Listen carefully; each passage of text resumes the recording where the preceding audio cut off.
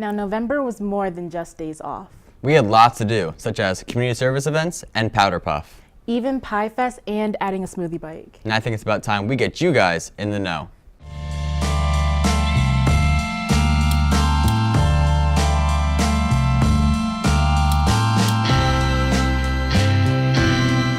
Here we are, already on the second episode of In the Know. I'm Brian C. And I'm Nika Okoye. During No School November, our school actually had a lot planned. And one of the most anticipated events of this school year has to be Powder Puff. And we got all the action.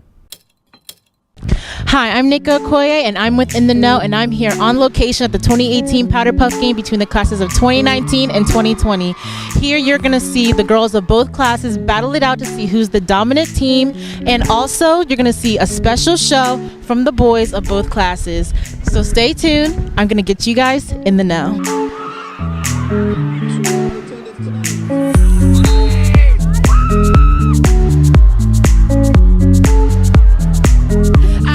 Senior Julie Van Dyke. So what was your favorite part about Powder Puff? I would say pushing my friends, but it was just working together as a team. The excitement that all the seniors have, they're so into this game. And they've been a great group of girls. They've been listening to their coaches, and I'm just hoping for a big win.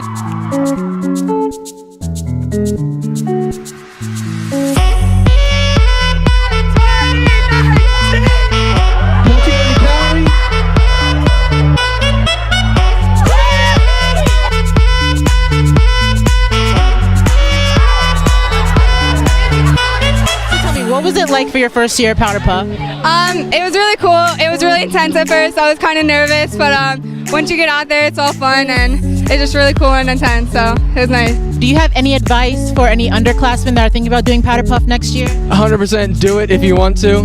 It's a great time. You meet some good people and have fun. I would say do it.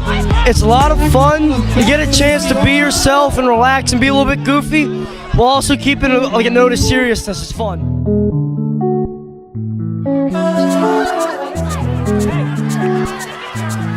And is there any special shout outs you want to give to either team? I'm going to give a shout out to my 2020 girls for life, and then 2019 girls, those are my homies, and that's what's up. Is there any advice you'd like to give to any underclassmen thinking about doing Powder Puff next year? You're going down. And there you have it. That was the 2018 Powder Puff game between the classes of 2019 and 2020. I'm Nika Okoye, and this is In the Know. Powder Puff is always so much fun. And congrats again to the class of 2019 on their win. The game was intense, and it was good to see so much enthusiasm in those cheerleaders as well. But not only did we have every angle at Powder Puff, we also got to enjoy some Star Wars crafts and games while raising money for charity. We're here at the Empire Gives Back, and today kids were able to have a blast. They were able to do arts and crafts and even able to meet their favorite Star Wars characters.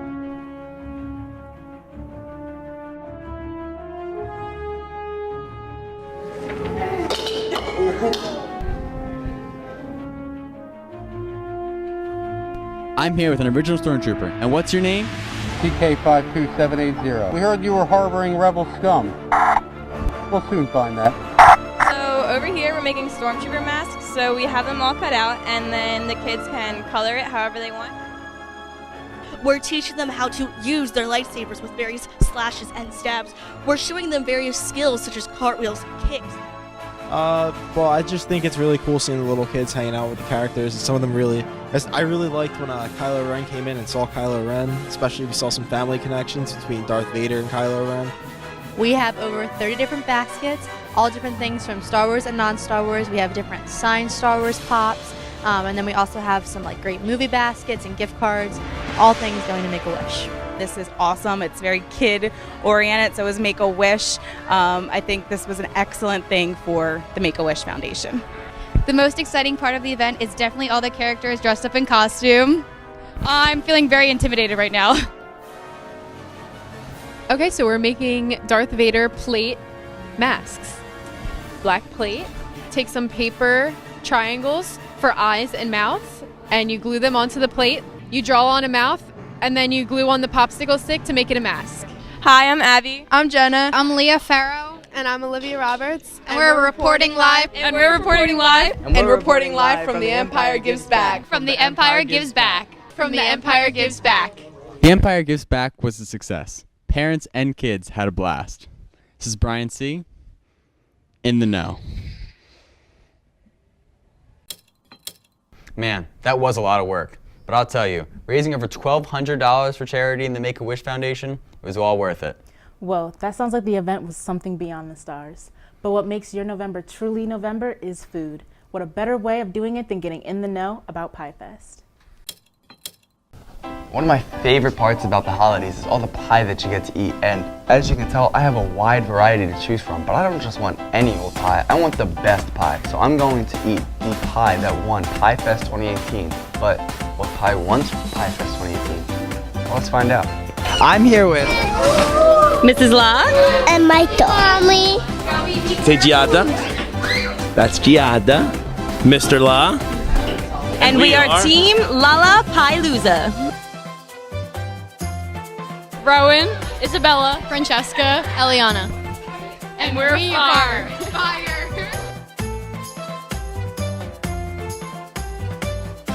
Mr. Richardson. Mrs. Carpenter. Sarah Johnson. No Kutsianis. Jackie Longriff. And we are the Jingling Pumpkins.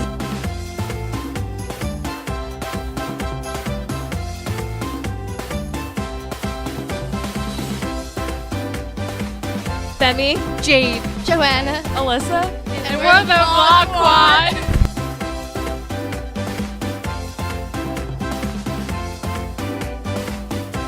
We just had an egg delivery through the window. Through this window. How long have you been baking pies? For almost, 35 years. 35 years. So would you consider yourself a pie baking expert? A pie baking expert. I am a cookie baker. I love to eat and I love pies. What kind of pie are you making? Pumpkin pie. We're actually doing a bunch of pies, so I think we might hit 6 in this station. We're planning on making a pumpkin pie cheesecake, a little twist on the classic. Just a pinch of competition. My pie baking it generally involves going to ShopRite and picking up a pumpkin pie. What's going on over here? No idea. We don't know how to make a pie. I don't know how to make a pie. Mike, what is your team doing right now? Well, we're mixing up some of the batter, adding some eggs. That's about all. I'm trying to figure out how to open up cream cheese. Just figured it out.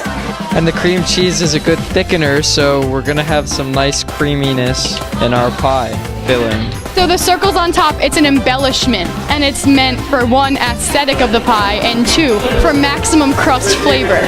Cinnamon and flour and sugar and other yummy goodness, yes. And why did you add this? Together, it thickens them up so that you don't have like a watery apple pie, because that would be gross. Nobody wants to eat that.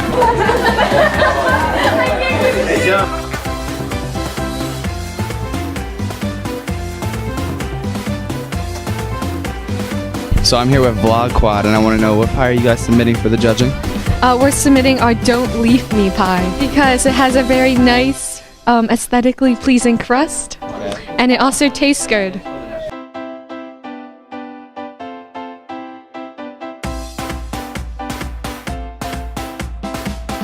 Alright, so right now we have Team Yodelicious's pumpkin pie. We're gonna see how they did. How long have you been baking pies? For almost, 35 years. You can definitely tell that Miss Yoder has been a baker for a very long time. Was that theirs? Yeah, it's really good. So now I'm here with the Williamstown Pie School Seniors Pie. They have the homemade whipped cream. We're gonna hope that that pulls through for them.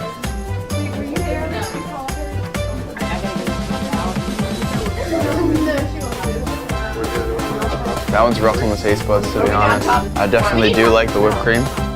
These are so good. Oh my god, every single one. So I'm here with Officer Reeve, and you were one of the taste testers. What do you think was the best pie? Actually, I looked them all. I think the team, was it Williamstown Pie School, the team seniors? I think that was my number one vote. Number two was the Vlog Squad for me. But they all looked awesome. They all tasted great, which was amazing. And Third place winners are the Jingling Pumpkins. Yay! Second place winners are the Williamstown Pie School seniors and 1 junior. And our first place winner accepting the trophy with the Vlog Squad.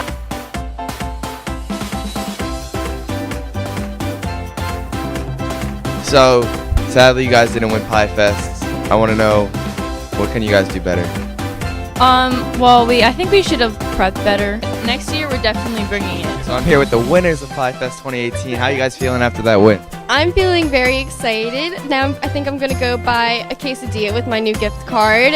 And we're going to go put our trophy in Mr. La's room because he's the one that motivated us throughout the whole thing, going behind the whole time. We know that Pie Fest 2018 was for the fun and the kids had a lot of fun, but I heard there's another cause and why we did Pie Fest 2018. Yeah, we decided that, we have so much. We wanted to share some of the wealth that we have, and we're going to be donating 20 pies to Lead the Way, which is a group in town. So these are going to be going out to families, and we're hoping they enjoy them for the holidays. See, that's what's awesome about WHS. We do things that are fun for the students, but we're also always thinking about the community, and Pie Fest definitely was all about giving back. This is John Hunter, getting you in the know. Wow, that was so cool, a fun time, and a donation of pies. That's how you get in the Thanksgiving mood. And speaking about food, did you know that there's a whole new lounge coming to WHS? Mike Rambo has the whole new addition to the school. Hey guys, there's going to be a lot of new changes coming to our high school, both in our cafeteria and in our wigwam. I'm here to report in and tell you some of those changes.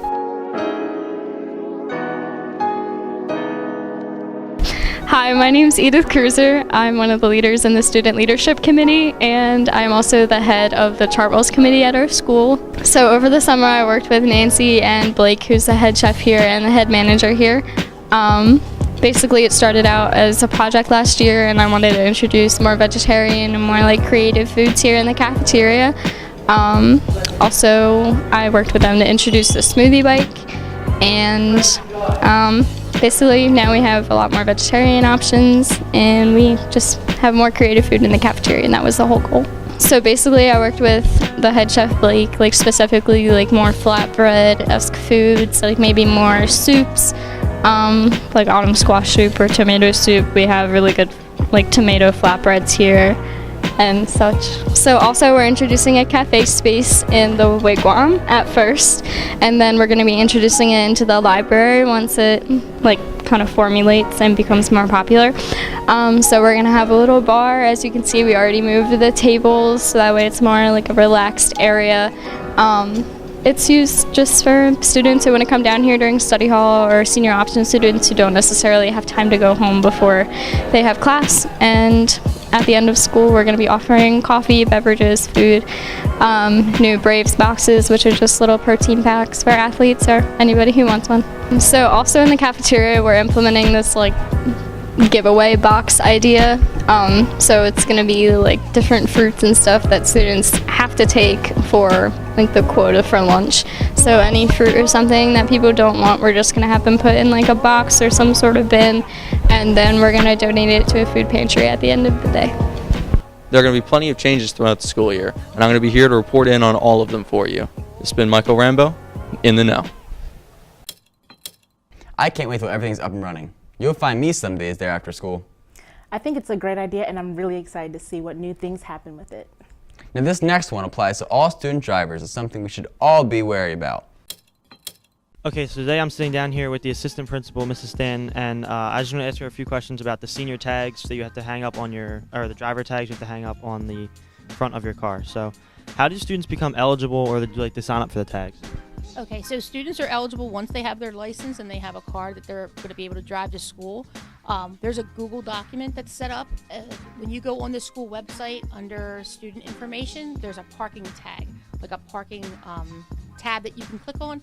You go right in, you sign up, and then all student parking goes through my office. So if you have any questions, you can come down and see myself or Mrs. Lee. She's my secretary.